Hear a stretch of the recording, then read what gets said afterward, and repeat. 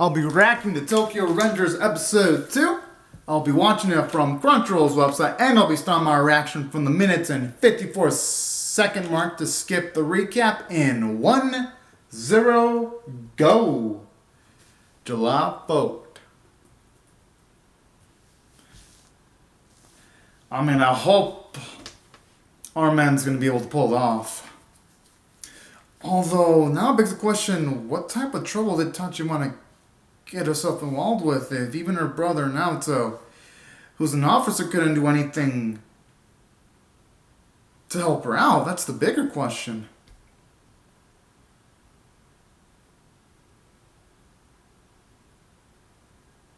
Maybe it triggers right before he's about to die?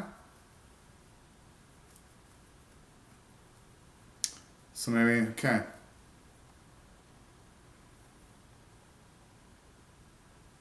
At least that gives our man a lot of time to work with at the very least.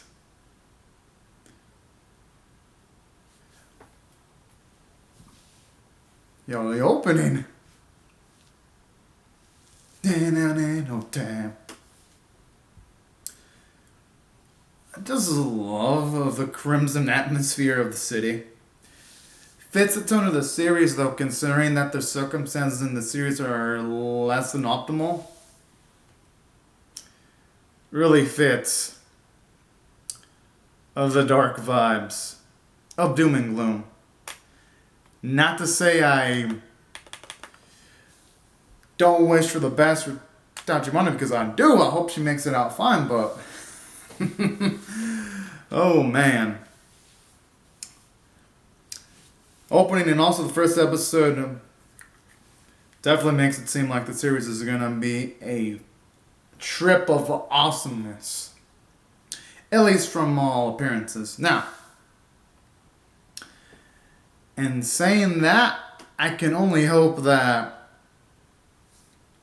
our boy gets luckier this week than last week, because, woof, man, those beatdowns he took last week were pretty hard to watch.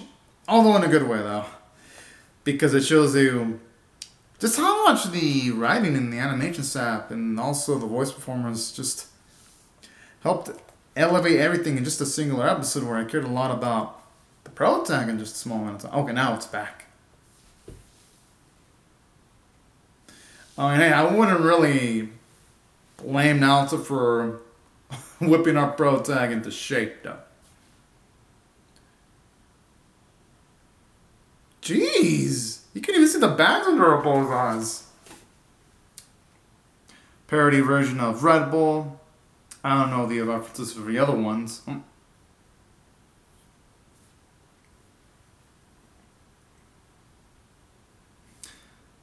Isn't... Well, no, it's just he's really desperate to save me his sister. Anyone in his spot would be reacting the same way.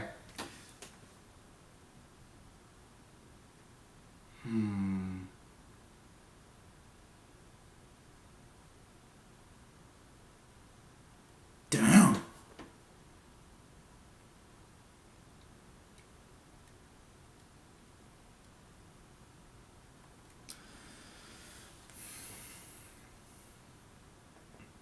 Holy shit. Aww.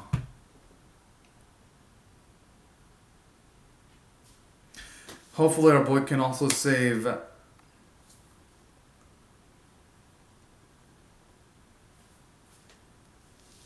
What the fuck?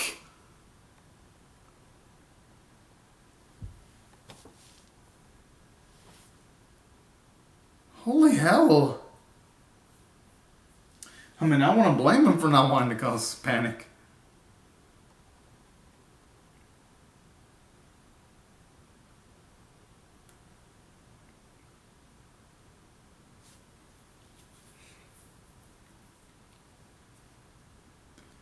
It kind of is, I mean...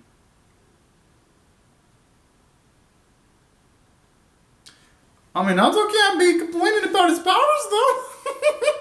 I mean, at least the powers give him an opportunity to save Tachibana, and plus...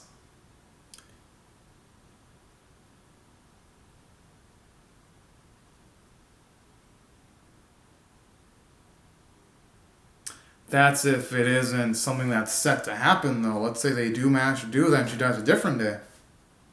But yeah, you know what? Nothing ventured, nothing gained.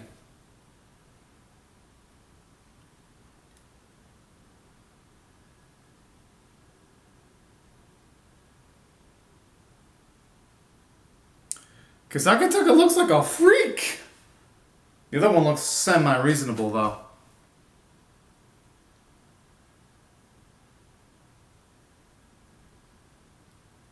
Okay, that's definitely gonna light a fire in his soul there.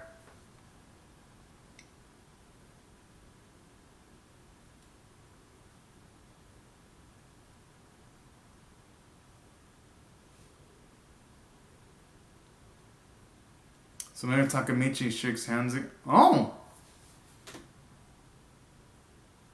But then the question is, how did he go back in the first place? It seemed like he was...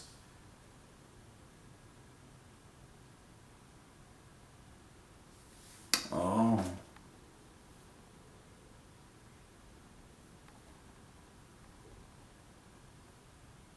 I mean, shit, with what's happened? You know, I'm actually not shocked that Takamichi had sticking him all the processes too. I mean, with everything going on.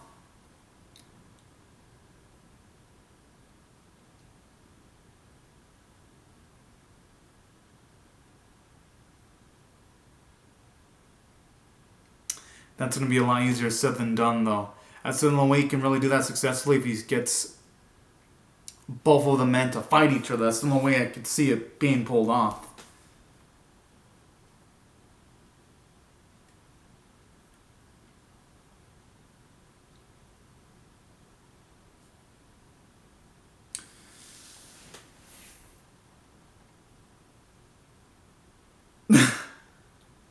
If the Jamie couldn't be put into a much more convenient spot, though.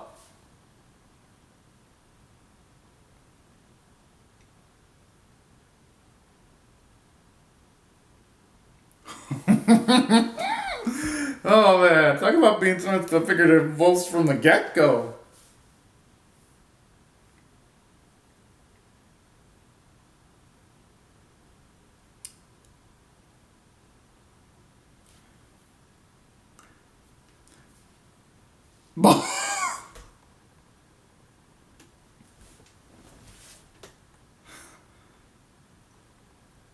Oh man, hey, at least it's not bleeding. The beatdown could have been worse.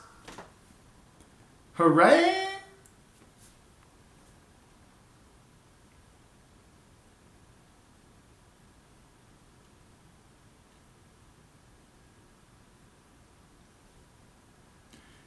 Okay, this commander looks like he's ready to murder someone with them eyes.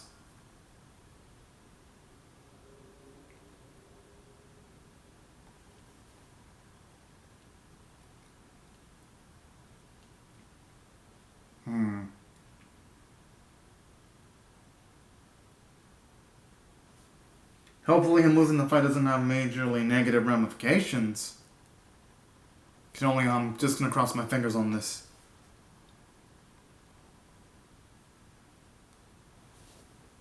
The fuck? It's not like they were there themselves fighting. Shit.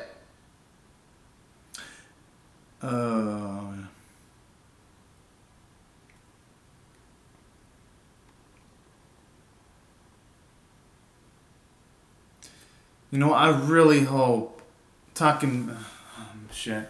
Not that I advocate for massive amounts of lives being lost, but in this case, I wouldn't let Takamichi if he were to gain some certain murderous tendencies against the people that are bullying him. Because fuck those assholes. Okay, at least it's nice to learn. Okay. Nice to learn that he's the one that actually broke off the blooming relationship between himself and Tachibana at the very least. Because I was wondering, with the amount of love that Tachibana was showing her boy, why in the world would she cut it off? But it was... But if he's the one that did it, then that makes sense now. No. Oh no. Now they're just gonna beat him up even further. They'll probably be asking where the hell did you get that information. That was the worst way of going about it.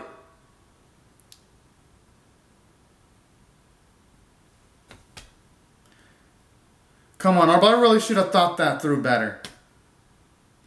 Like, with that information being super top, even Naruto mentioned that information wasn't privy to a lot of people. But who knows, maybe we'll actually see... Oh, I thought for a second we were going to see something flare up within him.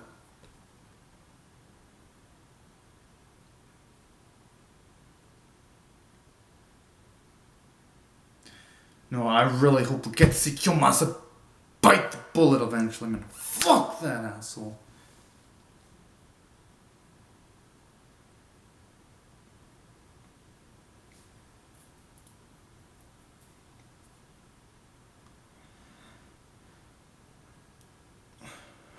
Oh!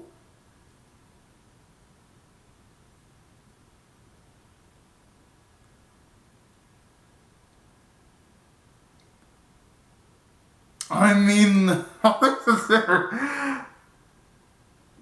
yeah, honestly, every time they show Kiyomasa, I'm like, this dude doesn't even look like a middle school. He looks like a freaking college youngin, or even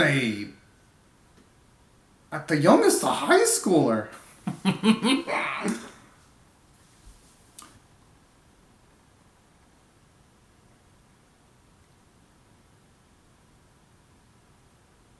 Aww. I'm not gonna blame him though. I mean, that's a large amount of responsibility placed on his shoulders, all things considered. That's where he's wrong though. I think he should still keep on trying.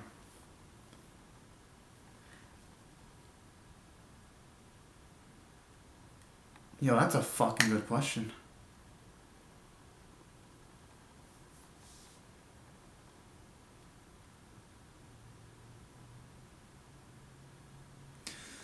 Although if he's now, so he'd probably be creeped the fuck out if he sees a beat up.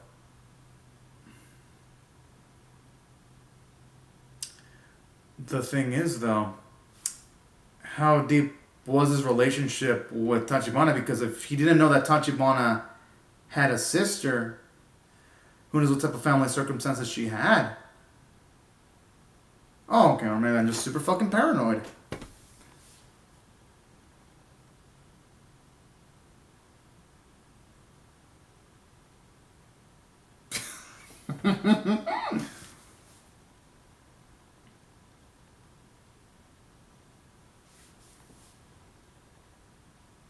No. You can try to hide it with this smile, but his body definitely says the opposite.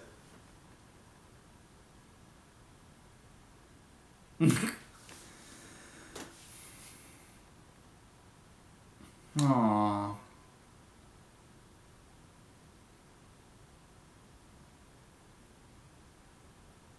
Oh, that's so fucking sweet.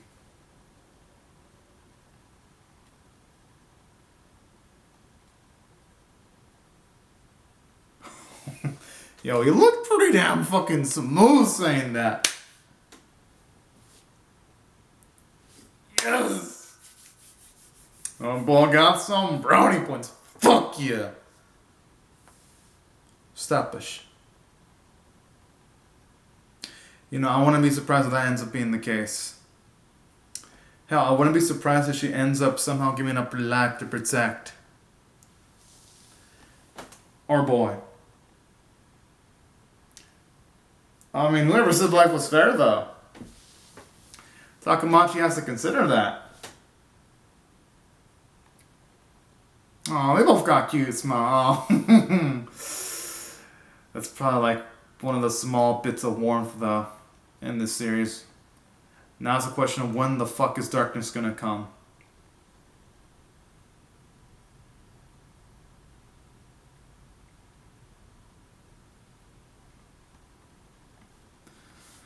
Because I know the series is just comforting me before it... Oh.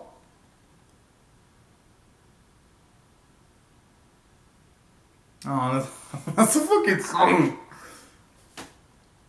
And I love scenes like this too because it emphasizes why Hina is someone that's worth protecting.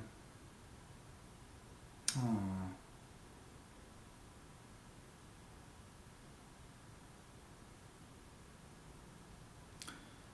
He may not be, but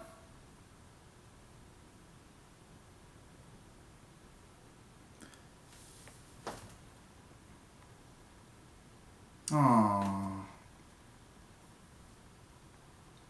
but honestly, someone like Hina does just have a good and prosperous life, though.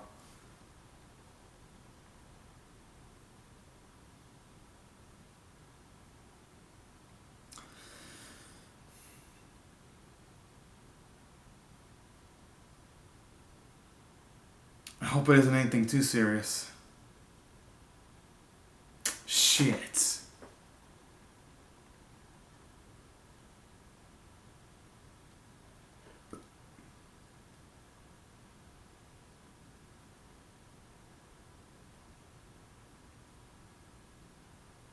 Oh, no, no, no, no. Fuck.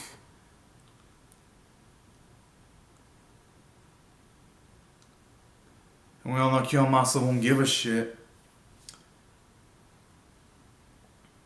But we know Kiyomasa is too much of a prideful bastard to do that.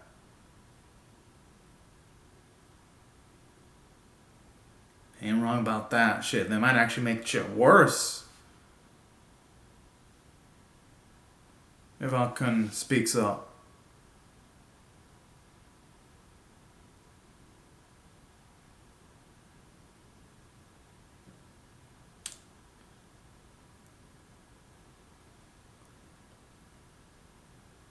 Oh man, I want to see our precious boy get smacked down.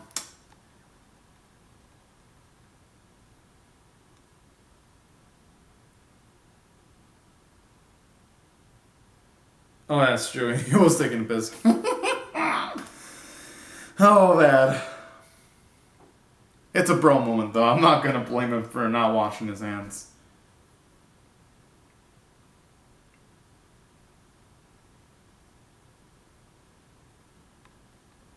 That's that sometimes. Sometimes you don't realize what you have until you lose it. That's one of the sadder things.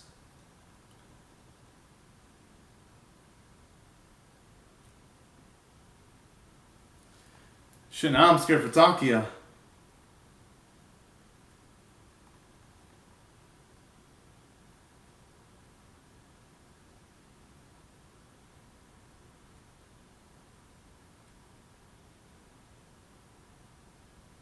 Jeez, talk about some nice things for some of these people when it comes to what's gonna happen if they lose.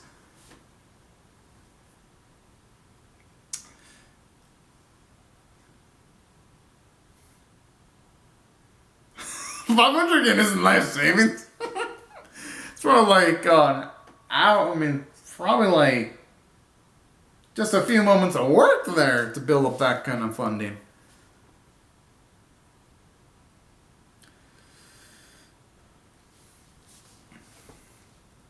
Oh man, I ain't gonna enjoy this. I actually hope the camera pans away. I don't want to see this slaughter. Probably make. Oh!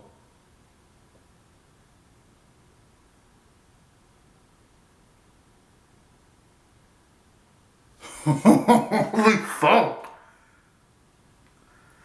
He's already on bad terms when it comes to him and Kiyomasa, but you know, I like this though, seeing his character, seeing him become brave. And not just that, but seeing him not just want to protect Hina, but also him wanting to also protect his other friends like Takia too is pretty darn badass.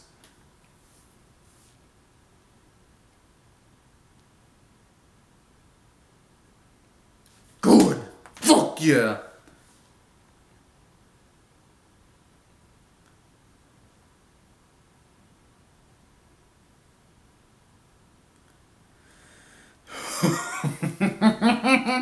Yo, talk Talk about putting your balls on the table figuratively there. My goodness.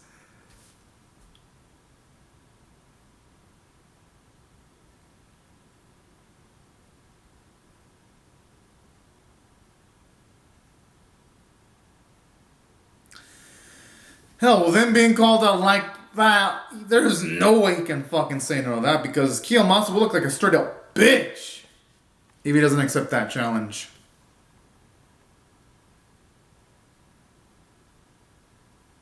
Son of a bitch. This really tempts me to read the manga. But no, I'm gonna risk that temptation and those thoughts. I have to. Because I want to stay fresh for my reactions, you know? Want to go in with as few amounts of spoilers as possible. Preferably zero. Gotta say, the visuals in the AD look pretty nice. Oh.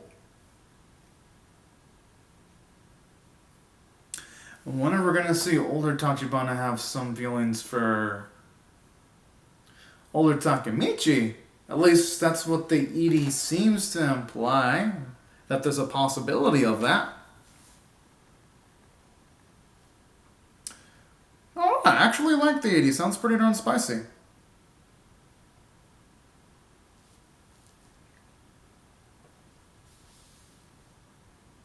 Dun dun dun. Damn, track is shit. This 80s pretty damn, especially the ending portion. It's pretty darn lit. I gotta admit, Arbo looked all badass in that outfit. Oh, damn. I was hoping there was going to be an epic preview, but hey, you know what? I absolutely adored what they gave us, so I'm not gonna have any complaints at all. Now, if I had to rate this episode on a scale of 1 to 10, I am definitely gonna rate this one straight up an 8.75 out of 10 because, for one, it did a lot. It showed us on Naruto during the amount of time where he was trying to find ways of protecting his sister. He wasn't wasting a single bit of time, constantly trying to get himself promoted. And then when they explained just how some of his co-workers literally risked their lives to get information on the gang that caused Hina's death, that was absolutely nerve-wracking. I was like, yo. So I do like that. It makes any type of information that our main characters get, it makes it feel a lot more substantial. Well, more substantial than I already felt. And on top of that, I love the growth from Takemichi because even though, yes, he doesn't interact with Hina at all, I just love the fact that he's still going to go for it regardless. And I also love how he risks himself to protect Takia by going up against Kiyomasa. I thought that was also really darn fantastic too. Just seeing him become braver and instead of becoming a passive observer like how he was in the start of the series, he's becoming an active participant in his life, not just letting events pass him by. And that's why I love this episode. You already seen massive amounts of changes for Takemichi. They're really satisfying. And plus, it shows you the brilliance of Naruto, too, in getting all that information, and his resourcefulness. And that's why I love this episode. It just makes the characters that I already loved even cooler than they already are before. And another thing that this episode also had going for it, too. I love that when it comes to this one, it even went as far as showing Kiyomasa how much of a sack of shit he is. So, and the reason why I love the build-up is in case this is a scenario where Takemichi actually succeeds in wrecking this motherfucker in combat, it's gonna be so damn fucking glorious. And that's something I like about this episode too. Does a great job of building the short-term antagonist and the long-term antagonist too. That's what I thought the writing in the episode, it hit off all the points magnificently. Thought the visuals were really darn good. Especially the scene where our boy was getting beat down. I was like, oh man, that was hard to look at. And that's something I love about this series too, because if I didn't care, seeing the main character Takemichi being beat up wouldn't have any effect on me. Thankfully, that's not the case, and it was painful to look at. That's why I absolutely adored it. Vocal performances were top tier, zero complaints, beautiful music. I mean, this episode had it all, and that's why I feel the episode is worthy of an 8.75 out of 10. And fuck yeah, I'm definitely going to be reacting to episode 3. Show. But anyways, y'all, these are my thoughts on the episode. I would love to hear your thoughts on how I feel about tonight, the action or the episode itself in the comment section below. Hope y'all rate the vid, share it, comment, subscribe. Hope y'all have a fun, great, safe, and fantastic day. And I'll see y'all later if you come back for more. But anyways, y'all, thank y'all so much for watching. Have a fantastic day, everyone. Bye-bye.